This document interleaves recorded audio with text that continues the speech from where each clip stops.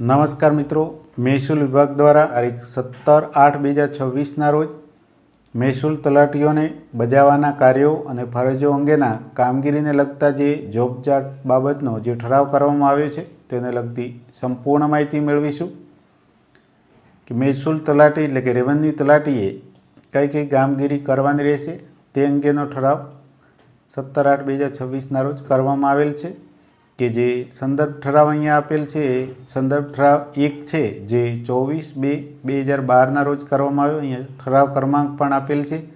આ ઠરાવને રદ કરીને નવો ઠરાવ કામગીરીને લગતો કરવામાં આવે છે તે જોઈએ। મહેસૂલ તલાટીએ કરવાની થતી કામગીરીમાં જોઈએ કે મહેસૂલના વિવિધ અધિનિયમ અને નિયમો, હિજરતી મિલકત તથા અશાંત ધારા અન્વયેની તમામ કામગીરી, કેન્દ્ર અને રાજ્ય સરકારની જમીન સંલગ્ન એટલે કે ગામતળ અને ગૌચર અથવા તો પંચાયતને સુપ્રત વિસ્તાર સિવાયની જમીનના રેકર્ડ, સર્વેને લગતી કામગીરી તથા PM સ્વામિત્વ યોજનાની કામગીરી, પરચુરણ ઉપજ, એમાં ગામમાં દર વર્ષે થતી પરચુરણ ઉપજના પ્રકરણો સમયસર તૈયાર કરી મંજૂરી મેળવી વસૂલાતના પગલાં લેવા જેવા કે એકસાલી વાવેતર, કેન્દ્ર અને રાજ્ય સરકારની યોજનાઓની પાત્રતા અર્થે ગ્રામ્ય કક્ષાએ લાભાર્થીને આપવાના થતા વિવિધ પ્રમાણપત્રોને લગતી કામગીરી, એમાં પેઢીનામું, વારસાઈ, ખેડૂત ખાતેદાર, આ સિવાય ગ્રામ્ય કક્ષાએ જમીન દબાણ વિશેની કામગીરી,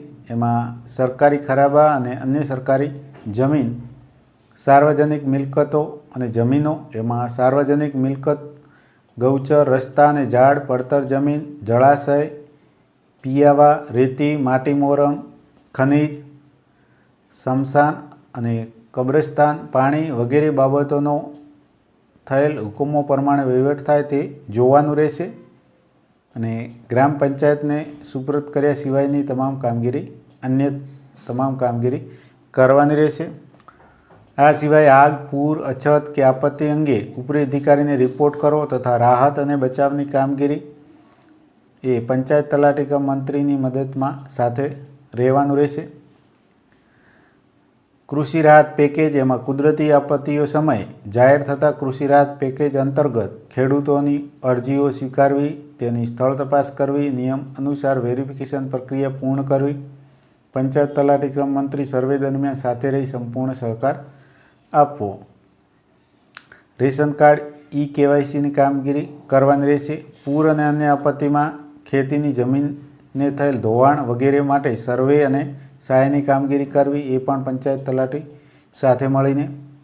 ત્યારબાદ મુદત વીતેલા નાણાં અને મહેસૂલ રેવન્યુ રાહે વસૂલાત કરવાની હોય તેવા બાકી લેણાની જમીન મહેસૂલ સંહિતા એટલે કે લેન્ડ રેવન્યુ કોડની કલમ 149 થી 155 મુજબ વસૂલાત કરવાની રહેશે। મુદત વીતેલા નાણાં તથા તગાવીના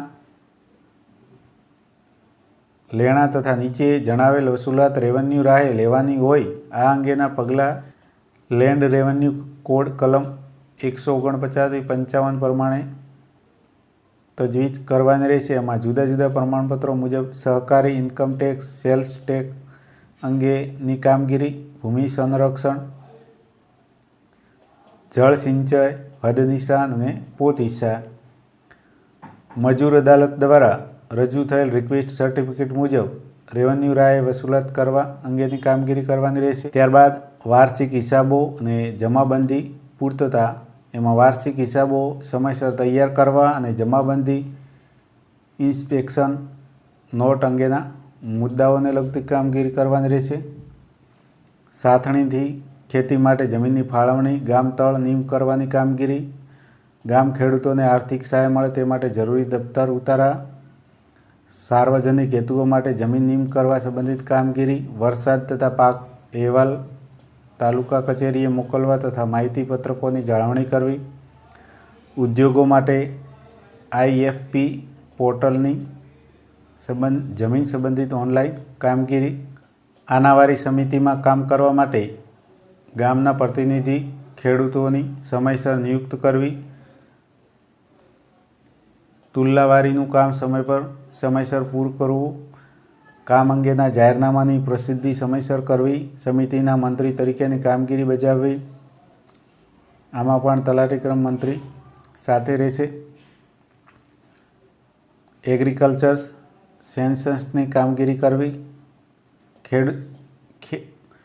ત્યારબાદ ખેતી માટે જમીનની સાધણી અંગેના રોજકામો, જાહેરાતો વગેરેની અધિકારીઓ તરફથી સોંપવામાં આવતી કામગીરી કરવાની રહેશે।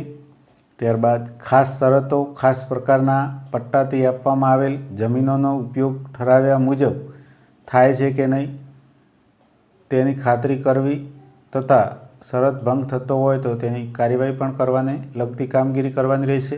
ત્યારબાદ સરકારી મિલકતો, જમીન, મિનરલ્સ, ખાલસન મિલકત, હિજરતી મિલકત અને બિનવારસી મિલકતનો હુકમો મુજબ વહીવટ થાય છે કે કેમ તે જોવું।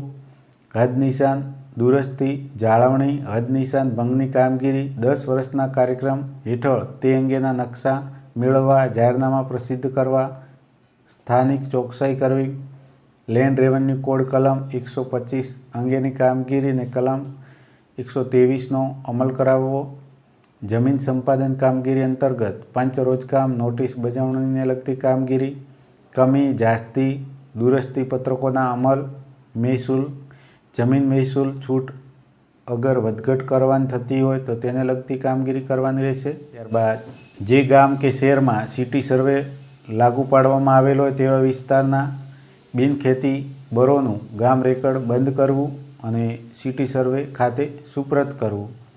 જમીન મહેસૂલનો વાર્ષિક વહીવટી અહેવાલ તૈયાર કરવો। વન વિભાગમાં ગ્રામ કક્ષાએ તલાટી અને ગ્રામ અધિકારી તરીકે કામગીરી કરવાની રહેશે। પાક ઉત્પાદન અને જમીન સુધારણા સંબંધિત કામગીરી, ત્યારબાદ પાક કાપણી અખતરા, એમાં પાક વીમા અને ઉત્પાદકતાના સચોટ અંદાજ માટે નિયત કરાયેલ પાક કાપણીના અખતરા સમયસર અને સફળતાપૂર્વક પૂર્ણ કરવા। GCES એપ્લિકેશન પર ઓનલાઈન પાક કાપણી અખતરા કરવા। ત્યારબાદ ફાર્મર રજિસ્ટ્રેશન કે ફાર્મર રજિસ્ટ્રી અંતર્ગત ખેડૂતોની નોંધણી વધુમાં વધુ થાય તે માટે ગ્રામ્ય સ્તરે સઘન પ્રયાસો કરવાના રહેશે। ફાર્મર રજિસ્ટ્રી અંતર્ગત રાજ્ય સરકારના ઠરાવની જોગવાઈ અનુસાર નોંધણી કરાવવી, નોંધાયેલ લાભાર્થીઓની અપ્રુવલ લેવલ કામગીરી 1ની કામગીરી કરવાની રહેશે। જ્યારે કૃષિ રાહત પેકેજ આપવાનું થાય ત્યારે વાવેતરની ચકાસણી કરી વાવેતરનો દાખલો આપવાને લગતી કામગીરી। ત્યારબાદ લેન્ડ ગ્રેબિંગ એક્ટ હેઠળ સોંપવામાં આવતી કામગીરી અને લાવણી પત્રકને લગતી પણ કામગીરી। ત્યારબાદ સૌરાષ્ટ્ર વૃક્ષછેદન ધારા અંતર્ગત ઝાડની હરાજી સહિતની તમામ દેખરેખ ચકાસણી અંતર્ગતની કામગીરી। ગૌણ ખનિજ બાબતના નિયમો અંતર્ગત માટી ખનિજ ખોદકામની તમામ દેખરેખ ચકાસણી અંતર્ગતની કામગીરીઓ। દારૂખાના વેચાણ પરવાનાની માગણી કરવામાં આવે ત્યારે અરજદારના રૂબરૂ જવાબ પંચ રોજકામ અંગેની કામગીરી। સર્વે નંબરની દુરસ્તીની તારીખ અને તેના સુધારા અંગેના હુકમોની ફાઇલ વ્યવસ્થિત રાખવી તથા દફતરી સુધારા નંબર 1માં કરવા। માપણી તો બિનખેતી વગેરે અંગે થયેલા હુકમો મુજબ જમીન અંગેના તમામ નમૂના છેલ્લા સુધારા વધારા સહિત તૈયાર રાખવા। આનાવરીની કામગીરી કરવી। ત્યારબાદ મહેસૂલ અધિકારી દ્વારા સુપ્રત કરવામાં આવતી અન્ય તમામ કામગીરીને સરકારશ્રી દ્વારા જે સોંપવામાં આવે તે કામગીરી કરવાની રહેશે। એટલે કે ટોટલ 45 પ્રકારની કામગીરી રેવન્યુ તલાટીએ કરવાની રહેશે। વધુમાં જે મહેસૂલ તલાટી છે એ ગ્રામ કક્ષાએ સરકારી કામે ફરજ પર જાય છે ત્યારે ગ્રામ પંચાયત ઘરનો ઉપયોગ કરી શકશે। ગ્રામ કક્ષાની કામગીરી માટે ખાસ કિસ્સામાં જરૂર જણાય ત્યારે વિકાસ કમિશનરશ્રી દ્વારા ખાસ હુકમ થયેથી VC મહેસૂલ તલાટીને મદદરૂપ થશે। તો મહેસૂલ તલાટીને એટલા પ્રકારની કામગીરી કરવાની રહેશે। તો મિત્રો, આશા રાખું કે આ વિડીયો આપને ઉપયોગી બનશે। જો આપ મારી ચેનલ પર નવા હો તો ચેનલને સબસ્ક્રાઈબ કરી વિડીયો શેર કરશો। આભાર।